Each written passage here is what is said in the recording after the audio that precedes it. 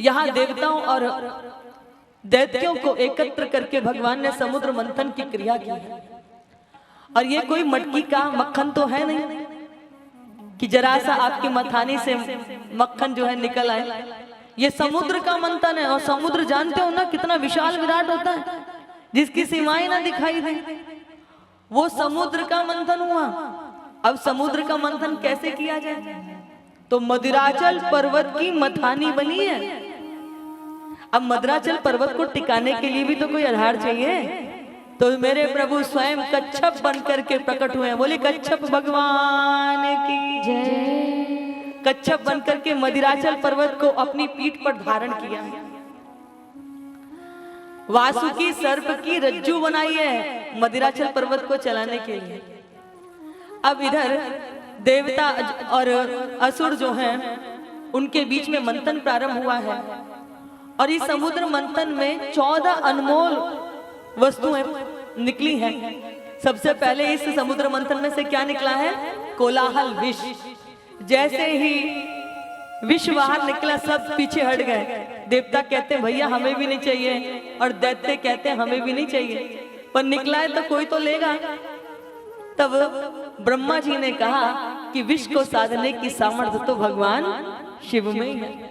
ये सब विष लेकर के प्रभु के पास पहुंच गए। मेरे प्रभु मस्ती में बैठे भजन कर रहे थे। इन्होंने कहा प्रभु समुद्र मंथन में सबसे पहले विष निकला है, आप इस विष को ग्रहण कीजिए। तब भगवान शंकर ने कहा जैसी आप लोगों की आज्ञा इच्छा। और एक ही पल में उस विष को लेकर के मेरे प्रभु ने पान किया। लेकिन यहाँ बड़ी विचित्र एक लीला दिखाई देती है कि मेरे प्रभु ने उस विष को अपने गले में ही सुखा दिया। और विष को गले में सुखाया, इसलिए उनका कंठ कैसा हो गया? नीला पड़ गया। और इसी कंठ नीले होने के कारण मेरे प्रभु का एक नाम पड़ा नीलकंठ महादेव। और यहाँ नीलकंठ बनकर के भगवान ने हम सबको क्या प्रेरणा दिया? भगवान कहते हैं कि समुद्र मंथन तो यदा कदा कभी एक आध बार ये देवता और असुरों के मध्य में हुआ है। लेकिन हम लोग तो संसार में रहते हैं, रोज ही मंथन करते हैं। 4-5 माताएं कहीं इकट्ठी हो जाएं, फिर देखो कैसा मंथन होता है। और बंधुओं को कहीं इकट्ठा कर दो तो देखो देश दुनिया की सारी राजनीति की बातें वहीं चौपाल पर हो जाएंगी। अब जब ये बैठते हैं तो क्या होता है? वो कहेगी तेरी जिठानी ने ऐसा कर दिया, मेरी दुरानी ने ऐसा कर दिया, मेरी सास ऐसी है, मेरा पति ऐसा है, मेरी बिटिया ऐसी है, अरे फलाने की बिटिया तो ऐसा है। तमाम तरह की बातों का मंथन होता है ना। तो भगवान कहते हैं कि जब 5-7 लोग इकट्ठे होंगे, मंथन होगा, तो फिर उसमें जहर निकलेगा ही।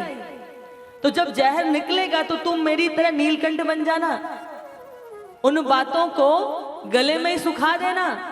अगर तुम भीतर लेके गई तो तुम्हारा हृदय जलता रहेगा, छाती जलती रहेगी, जलेगी ना। और यदि बाहर निकालोगी, वहां से सुन के आई, घर में निकाल रही हो, पड़ोस में निकाल रही, तो क्या होगा?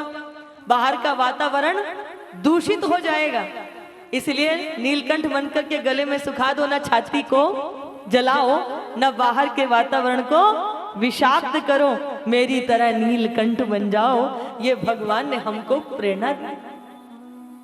अब उस समुद्र मंथन में से फिर अनेक अनमोल बहुमूल्य वस्तुएं निकली हैं। कल्प वृक्ष निकले, कामधेनु गाय निकली है, शंख निकले हैं, कौस्तुभ मणि निकली है, मेनका आदि अप्सराएं निकली हैं। और बाद में धन्वंतरी जी स्वयं अमृत लेकर के प्रकट हुए। और जैसे ही अमृत लेके वो निकले बाहर, दैत्य और देवता दोनों अमृत को पाने के लिए आपाधापी मचाने लगे। भगवान ने बोला ये तो अनर्थ हो जाएगा यदि दैत्यों के हाथ में अमृत लग गया।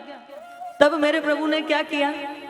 तब मेरे प्रभु मोहिनी अवतार लेते हैं। और जैसे ही मोहिनी रूप धारण किया मेरे प्रभु ने, सारे दैत्य मेरे प्रभु के रूप आकर्षण में ऐसे फंसे कि जैसे जैसे प्रभु कहते हैं सारे दैत्य वैसे ही नाच रहे। तो मेरे प्रभु कहते हैं मोहिनी बनकर के कि ये जो अमृत है ना, गाढ़ा गाढ़ा असली नीचे है, ऊपर तो पानी पानी है। इसलिए ये जो है नकली वाला जिसमें कोई तत्व नहीं है, वो देवताओं को पिला देते हैं और असली वाला हम तुमको देंगे। दैत्य कहते हैं जैसी आपकी आज्ञा है। और सारे दैत्य एक तरफ बैठ जाते हैं और प्रभु सब देवताओं को लाइन में लगा देते हैं। अब आप कहोगे ये कैसे हो सकता है, ऐसा भी कभी होता है? मैंने कहा बिल्कुल हो सकता है महाराज, चक्कर में मत पड़ना। आप राधा रमन जी के दर्शन कीजिए, बिहारी जी के दर्शन कीजिए, शेरनाथ जी के दर्शन कर लीजिए, आप तिरुपति बालाजी के दर्शन कर लीजिए। मेरे प्रभु सब जगह काले काले बैठे हैं ना, फिर भी देश दुनिया से लोग उनके दर्शन करने के लिए उन पर पागल बने घूमते हैं।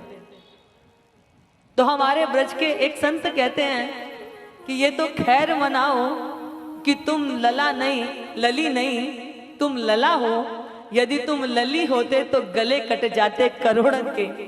जब तुम काले कलूटे हो तो तुम पे दुनिया मर मर जाती है। अगर तुम सुंदर होते तो क्या बात होती। ये तो तुम खैर मनाओ कि तुम लला हो, लली नहीं। तो जब आज के संतों की, ऋषियों की, मनीषियों की, तपस्वियों की, जिज्ञासुओं की ये दशा है, लाखों लोग दर्शन करने के लिए 2-2, 3-3 दिन तक लाइनों में लगे रहते हैं देश दुनिया में। तो जब प्रभु ने मोहिनी रूप धारण किया होगा तो क्या चित्त की अवस्था रही होगी। यहाँ सारे दैत्य बैठे हुए हैं कि जैसा मोहिनी कह रही है वैसा ही कर रहे हैं। अब इधर क्या हुआ कि जब देवताओं को लाइन में बैठाया तो सूर्य और चंद्रमा के बीच में राहु आकर के बैठ गया। दैत्य, चंद्रमा ने और सूरज ने इशारा कर दिया कि प्रभु ये दैत्य हमारे मध्य में आके बैठ गया है। जब तक प्रभु सुदर्शन से उसकी गर्दन उड़ाते तब तक तो उसके मुख में अमृत चला गया। अब पहले तो एक ही था राहु, अब क्या हो गए, 2-2 बन गए, राहु और केतु। ये समय कालांतर पे सूरज को और चंद्रमा को त्रास देते हैं, कष्ट देते हैं कि तुमने हमारी प्रभु से शिकायत की, और ये राहु और केतु बन गए। अच्छा, कई बार लोग कहते हैं कि लहसुन और प्याज क्यों नहीं खाना चाहिए। कहते हैं कि जब भगवान ने राहु का वध किया, उसको मारने के लिए सुदर्शन जब चलाया था तो उसका जो रक्त गिरा उसी से ये लहसुन और प्याज पैदा हुई है, क्योंकि उसके मुख में अमृत जा चुका था। इसीलिए लहसुन और प्याज औषधि है। गर्मी में आपको लू नहीं लगेगी। लहसुन तो 100 बीमारियों की इलाज है। जिन्हें बीपी की प्रॉब्लम होती है ना, वो सुबह सुबह खाली पेट एक कली ले तो फायदा करती है, लेकिन राक्षस के मुख से जो रक्त गिरा उसके कारण ये उत्पन्न हुई, इसीलिए इसमें बहुत दुर्गंध होती है, ये तामसी होता है। आप औषधि के रूप में लें तो ये आपके लिए अच्छा है, लेकिन यहाँ तो भैया बहुत सारे ऐसे घर होंगे अपने भारत में तो कि जहां बिना लहसुन प्याज के तो उन्हें कहो कि भोजन करने में स्वाद ही ना आए। तो ये राहु और केतु उसी के रक्त से गिरने से उत्पन्न हुई, इसीलिए इसको तामसी भोजन कहते हैं। भगवान के प्रसाद में इसका उपयोग नहीं होता। अब समुद्र मंथन हुआ, देवताओं को अमृत प्राप्त हो गया। अब देवता जो थे अहंकार में मदमस्त हो गए, जहां पता हो कि अब प्राणों पर संकट है ही नहीं, हम अमर हो चुके हैं, वहां जीवन से भजन विदा हो जाता है। और जहां व्यक्ति को भय होता है कि मेरी मृत्यु आने वाली है, तो वो डर के मारे भय के कारण भजन करता है। लेकिन इन देवताओं के जीवन से सात्विकता विदा हो गई। ये भोग विलास में रंग में डूब ऐसे गए। तब एक समय में जब दैत्यों के राजा हुए राजा बलि,